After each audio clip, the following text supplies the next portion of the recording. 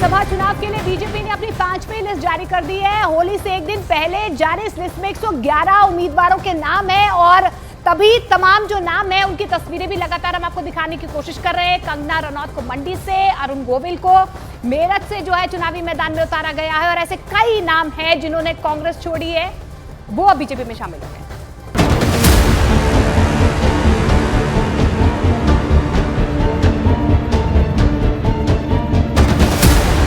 BJP उम्मीदवारों की 5वीं लिस्ट में कई बड़े चेहरों पर पार्टी ने दांव लगाया है तो कई चेहरों का पत्ता कट गया।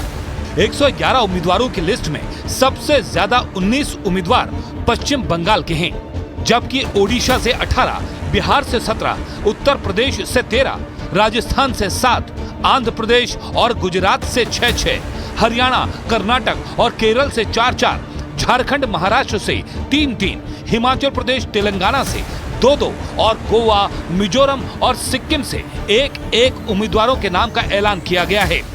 बीजेपी की इस लिस्ट में कई बड़े चेहरों को जगह मिली है, जिनमें कई केंद्रीय मंत्रियों के साथ ही टीवी और सिनेमा के चेहरे भी शामिल हैं। 5वीं लिस्ट में बीजेपी ने केंद्रीय मंत्री धर्मेंद्र प्रधान को ओडिशा के संबलपुर, गिरिराज सिंह को बेगूसराय, रविशंकर प्रसाद को पटना साहिब, संबित पात्रा को पुरी और मेनका गांधी को सुल्तानपुर से उम्मीदवार बनाया है। वहीं कांग्रेस छोड़कर बीजेपी में शामिल होने के कुछ ही घंटे में नवीन जिंदल को हरियाणा के कुरुक्षेत्र से उम्मीदवारी मिल गई। मेरा पूरा भरोसा है, पार्टी की राष्ट्रीय नेतृत्व ने जो भरोसा जताया है, संबलपुर वासी, उड़ीसा वासी उसकी सही उत्तर देंगे, सही जिम्मेवारी लेंगे। देश बीते 10 साल से विकास की एक नया धारणा खड़ा किया है, एक नया हिमालय बनाया है। आने वाले 2047 तक भारत को विकसित करना, प्रदेश को विकसित करना, उड़ीसा को विकसित करना, ये हम सभी की संकल्प है। इसी संकल्प के साथ इस बार चुनाव में हम लोग जा रहे हैं। मेरा पूरा भरोसा है, देश की जनता मन बना चुकी है।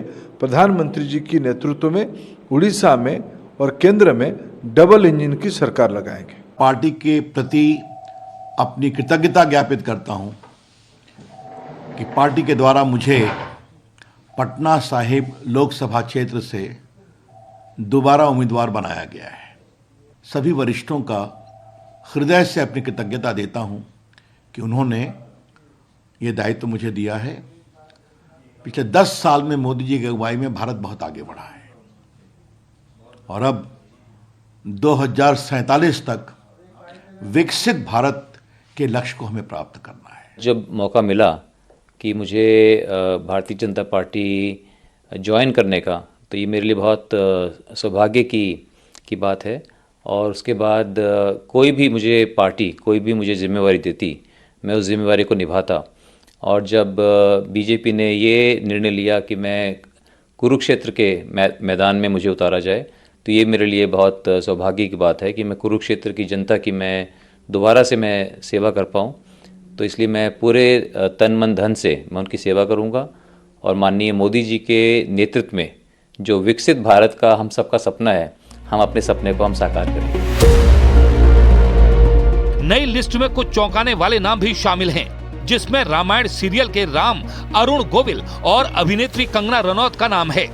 बीजेपी ने यूपी की मेरठ सीट से अरुण गोविल को उम्मीदवार बनाया है, जबकि हिमाचल प्रदेश की मंडी सीट से कंगना को टिकट दिया है। उम्मीदवारी के ऐलान के बाद सोशल मीडिया प्लेटफॉर्म एक्स पर कंगना ने अपनी खुशी का इजहार किया। बीजेपी ने 111 उम्मीदवारों की लिस्ट में कई नए और पुराने चेहरों को मौका तो जरूर दिया है, लेकिन कई बड़े चेहरों को लिस्ट में जगह नहीं मिल सकी, जिनमें कुछ केंद्रीय मंत्री भी शामिल हैं।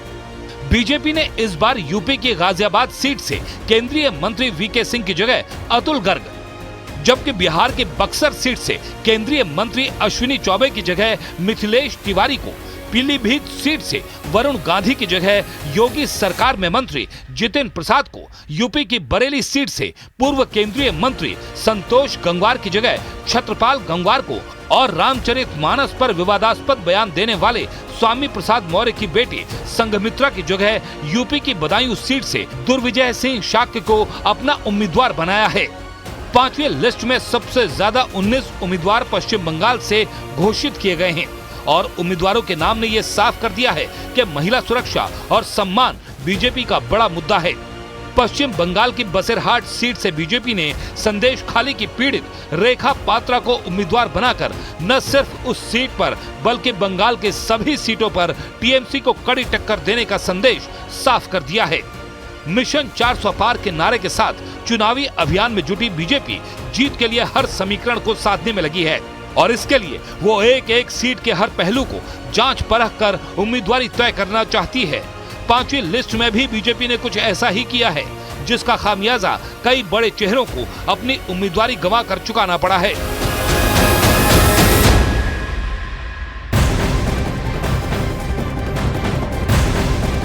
और लोकसभा चुनाव के लिए बिहार के 40 सीटों पर घमासान छिड़ा हुआ है। एनडीए में सीटों का बंटवारा कब का हो गया है, उसकी तरफ से प्रत्याशियों के नामों का ऐलान भी कर दिया गया है, लेकिन महागठबंधन में भी सीट शेयरिंग को लेकर ही कई पेंच फंसे हुए हैं। आरजेडी और कांग्रेस के बीच सीटों के बंटवारे को लेकर खींचतान जारी है।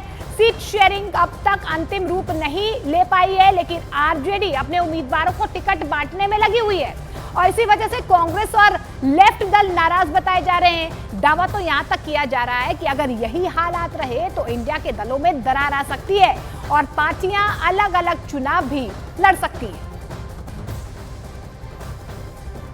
गठबंधन रहेगा आरजेडी कांग्रेस का। आपको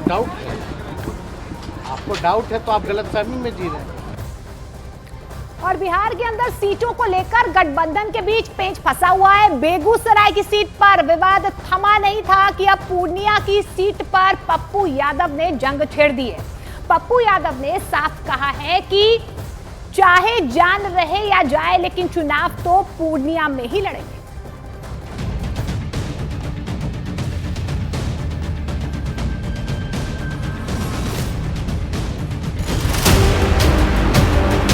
हिंदुस्तान की राजनीति के रंगमंच पर इस वक्त सबसे जबरदस्त इमोशनल राजनीतिक ड्रामा अगर कहीं चल रहा है तो वो है बिहार। बिहार की राजधानी पटना में इन दिनों राजनीतिक हलचल जबरदस्त है। गांधी परिवार और लालू परिवार, इन दोनों परिवारों के बीच में सीटों के बंटवारे को लेकर जबरदस्त जद्दोजहद और खींचतान की स्थिति बनी हुई है। बिहार के अंदर हर सीट पर अपनी अलग कहानी है। एक एक सीट पर अपना अपना उम्मीदवार खड़ा करने के लिए दोनों परिवारों को जबरदस्त मोर्चेबंदी करनी पड़ रही है। काफी जोर लगाना पड़ रहा है।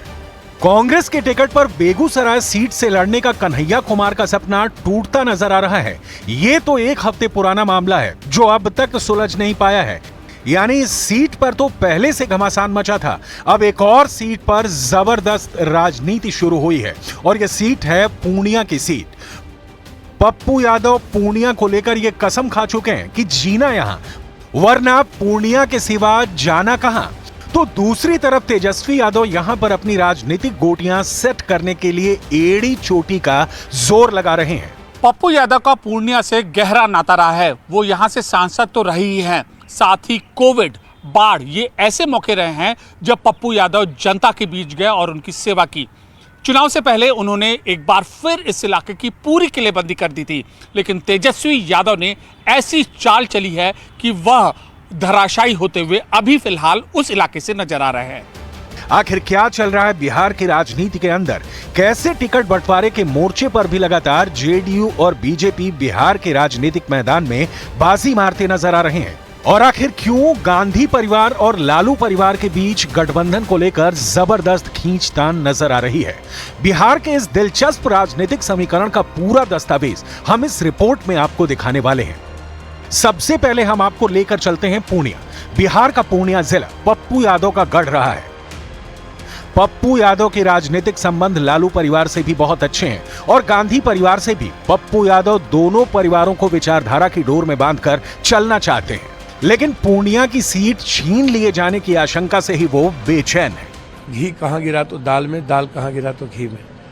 जब एक ही विचारधारा और गठबंधन के साथ हम लोग चल रहे हैं तो कांग्रेस में विलय हो या कहीं, यह किसी के लिए अहंकार का विषय नहीं है। हम अपने नेतृत्व से पहले ही हमने सारी बात बता दी है और मैं आज भी कह रहा हूं, मैंने कल ट्वीट भी कर दिया है कि पूर्णिया दुनिया छोड़ देंगे, पूर्णिया ना छोड़। यहां सबसे पहले ये जानना जरूरी है कि आखिर पप्पू यादव की राजनीतिक हस्ती क्या है। पप्पू यादव देश के उन गिने चुने नेताओं में से एक हैं जिनका किसी एक इलाके की जनता का प्रतिनिधित्व संसद के अंदर लगातार करने का मौका मिला है और इसीलिए सीमांचल और पूर्णिया के इन इलाकों में उनको ताकतवर राजनेता माना जाता है। बिहार की सियासत में पप्पू यादव किसी परिचय के मोहताज नहीं। 5 बार सांसद रह चुके हैं और 4 बार विधायक भी। एक वक्त था जब पप्पू यादव लालू यादव के दुलारे हुआ करते थे, लेकिन एक वक्त ऐसा भी आया जब पप्पू यादव ने लालू यादव के खिलाफ खुलकर बगावत कर दी। लालू नीतीश की जोड़ी को हराने के लिए उन्होंने खुलकर मोर्चा खोला, लेकिन अब वक्त बदला है और पप्पू यादव के तेवर भी। पत्नी रंजीता रंजन कांग्रेस से राज्यसभा सांसद हैं, तो दूसरी तरफ खुद पप्पू यादव कांग्रेस में शामिल हो चुके हैं और इंडिया अलायंस के अंतर्गत कांग्रेस की टिकट पर पूर्णिया से लड़ना चाहते हैं।